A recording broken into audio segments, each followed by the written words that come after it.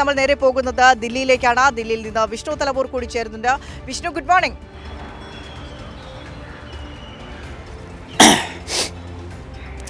Good morning Minisha.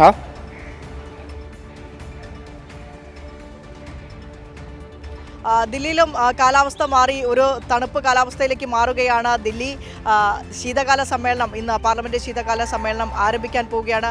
പക്ഷേ അവിടെ തണുത്ത ചർച്ചകളായിരിക്കില്ല നടക്കുക. നിരവധി വിഷയങ്ങളുണ്ട്. വോട്ടർ പട്ടിക അടക്കമുള്ള പ്രശ്നങ്ങൾ ഉന്നയിക്കാനുള്ള നോട്ടീസ് നൽകിയെന്നൊക്കെ മനസ്സിലാക്കുന്നു. എന്തൊക്കെ കാര്യങ്ങളായിരിക്കും പാർലമെന്റിന്റെ ഇന്നത്തെ ആദ്യത്തെ സെഷനിൽ വരിക?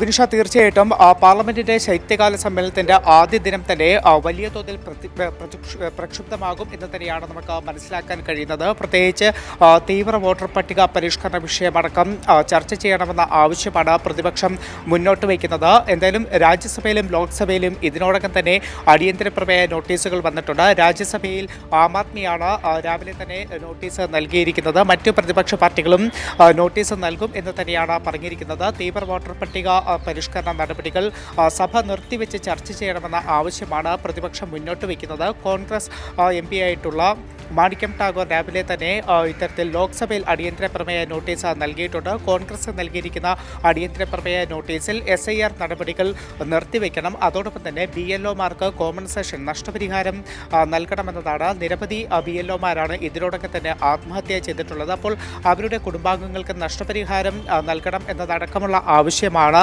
ഇപ്പോൾ കോൺഗ്രസ് നൽകിയിരിക്കുന്ന അടിയന്തര പ്രമേയത്തിൽ മുന്നോട്ട് വയ്ക്കുന്നത്. എന്തായാലും ഇത്തരത്തിൽ നിരവധി വിഷയങ്ങളാണ് പ്രതിപക്ഷം ഇന്ന് സഭയിൽ ഉന്നയിക്കുക. അതോടൊപ്പം തന്നെ മറ്റൊരു ആക്ഷേപം പ്രതിപക്ഷം ഇപ്പോൾ ഉന്നയിക്കുന്നത് സാധാരണഗതിയിൽ ശൈത്യകാല സമ്മേളനം ഒരു മാസത്തോളമാണ് നീണ്ടു നിൽക്കുക. പക്ഷേ ഇത്തവണ അതിൻ്റെ സമയം വളരെ വെട്ടിച്ചുരുക്കിയിട്ടുണ്ട്. ഒരു മാസത്തോളം നീണ്ടു നിൽക്കുന്ന ശൈത്യകാല സമ്മേളനം 15 ദിവസം മാത്രമായിട്ടാണ് ഇപ്പോൾ ക്രമീകരിച്ചിട്ടുള്ളത്. അപ്പോൾ അത്തരത്തിൽ പാർലമെൻറ്റിൽ ചർച്ചകൾ നടക്കുന്നത് അനുവദിക്കാതിരിക്കാനൊക്കെ തന്നെയാണ് ഇത്തരത്തിൽ ഒരു മാസത്തോളം നീണ്ടു നിൽക്കേണ്ട പാർലമെൻറ്റിൻ്റെ ശൈത്യകാല സമ്മേളനം 15 ദിവസമായി ചുരുക്കിയത് എന്നൊരു ആക്ഷേപം കൂടി പ്രതിപക്ഷം ഉയർത്തുന്നുണ്ട്. ഏതായാലും ഞാൻ നേരത്തെ പറഞ്ഞതുപോലെ വലിയ തലത്തിൽ ഇന്ന് സഭ പ്രക്ഷുബ്ധമാകും എന്ന് തന്നെയാണ് മനസ്സിലാകുന്നത്. അത് നമ്മൾ നേരത്തെ ചൂണ്ടിക്കാട്ടിയതുപോലെ നിരവധി വിഷയങ്ങളാണ്.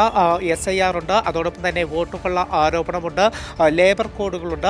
ലേബർ കോഡിലെല്ലാം വലിയ തലത്തിലുള്ള പ്രതിഷേധം തന്നെയാണ് നിലനിൽക്കുന്നത്. അപ്പോൾ ഈ വിഷയമെല്ലാം പ്രതിപക്ഷം ഉന്നയിക്കുകയും ചെയ്യും. എന്തായാലും പാർലമെൻറ്റ് സമ്മേളനം രാവിലെ 11 മണിയോട് കൂടിയാണ് ആരംഭിക്കുക. അതിന് മുന്നോടിയായിട്ട് 10 മണിക്ക് പ്രധാനമന്ത്രി നരേന്ദ്രമോദിയെ അഭിസംബോധന ചെയ്ത് സംസാരിക്കുമെന്നതാണ് ഇപ്പോൾ നമുക്ക് മനസ്സിലാക്കാൻ കഴിയുന്നത്. വിനിഷ,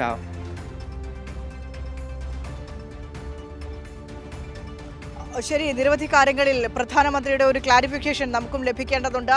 തീവ്ര വോട്ടർ പട്ടിക പരിഷ്കരണം അടക്കമുള്ള വിഷയങ്ങളിൽ പ്രധാനമന്ത്രി കേന്ദ്ര സർക്കാരിൻ്റെ നിലപാട് എന്ത് തന്നെയാണ് എന്ന് നേരത്തെ തന്നെ വ്യക്തമാക്കിയതാണ്. പക്ഷേ പ്രധാനമന്ത്രിയുടെ വാക്കുകൾക്ക് തന്നെയാണ് നമ്മളും കാത് ഓർക്കുന്നത്. എന്താണ് BJP സർക്കാരിൻ്റെ ഇക്കാര്യത്തിലുള്ള നിലപാടുകൾ? കാരണം BLOമാർക്ക് അധിക ജോലി സമ്മർദ്ദം കാരണം നിരവധിയിടങ്ങളിൽ നിരവധിയായിട്ടുള്ള ആളുകളാണ് ആത്മഹത്യയിലേക്കൊക്കെ ചെന്നെത്തിയത്. അപ്പോൾ ഈ ഒരു സാഹചര്യം വരുത്തി വെച്ച കേന്ദ്ര സർക്കാരിൻ്റെ നിലപാട് അത് പ്രധാനമന്ത്രി തന്നെ പറയണം. എന്താണ് ഇക്കാര്യത്തിൽ കേന്ദ്ര സർക്കാർ സ്വീകരിക്കുന്ന നിലപാട്? തെരഞ്ഞെടുപ്പ് രാഷ്ട്രീയം ബീഹാറിൽ അടക്കം BJP സ്വീകരിച്ച തെരഞ്ഞെടുപ്പ് രാഷ്ട്രീയത്തെക്കുറിച്ചും എന്തായാലും പ്രധാനമന്ത്രി നരേന്ദ്രമോദിക്ക് എന്താണ് പറയാനുള്ളത് എന്ന് ഇന്ന് പാർലമെന്റിൽ കേൾക്കാമെന്ന് തന്നെയാണ് വിഷ്ണു തലവൂർ റിപ്പോർട്ട് ചെയ്യുന്നത്. ഏതായാലും നമ്മൾക്കും കാത്തിരിക്കാം. ഒരു മാസം നീണ്ടു നിൽക്കേണ്ടിയിരുന്ന ശീതകാല സമ്മേളനമാണ് 15 ദിവസത്തേക്ക് വെട്ടിക്കുറച്ച് 15 ദിവസം മാത്രമാക്കി മാറ്റിയത്. അത്രയധികം പ്രതിപക്ഷത്തെ ഭയന്നോടി പ്രതിപക്ഷത്തിൻ്റെ ആരോപണങ്ങളെ അല്ലെങ്കിൽ പ്രതിപക്ഷം കൊണ്ടുവരുന്ന അടിയന്തര പ്രമേയങ്ങളെ പ്രതിപക്ഷം ഉന്നയിക്കുന്ന കാര്യങ്ങളെ ഒരു തരത്തിലും ചർച്ചയ്ക്കെടുക്കാതെ കേന്ദ്ര സർക്കാരിൻ്റെ നിലപാടുകൾ അടിച്ചേൽപ്പിക്കുന്ന നിലപാടുകൾ അത് കഴിഞ്ഞ സെഷനുകളിലൊക്കെ നമ്മൾ കണ്ടതാണ്. വർഷകാല സമ്മേളനത്തിലായാലും അതിന് മുൻപായിരുന്ന വേനൽക്കാല സമ്മേളനത്തിലായാലും ഈ സെഷനുകളിലെല്ലാം വെട്ടിക്കുറച്ച കേന്ദ്ര സർക്കാരിന് നടപ്പാക്കേണ്ടിയിരിക്കുന്ന ബില്ലുകൾ വളരെ പെട്ടെന്ന് പാസ്സാക്കി പാർലമെൻറ്റ് പിരിയുന്ന സാഹചര്യം നമ്മൾ നിരവധി ദിവസങ്ങളിൽ കണ്ടതാണ്. അപ്പോൾ അടുത്ത ദിവസങ്ങളിൽ എന്താണ് സഭയിൽ സംഭവിക്കാൻ പോകുന്നത് എന്ന് നമുക്ക് കാത്തിരുന്നു കാണാം.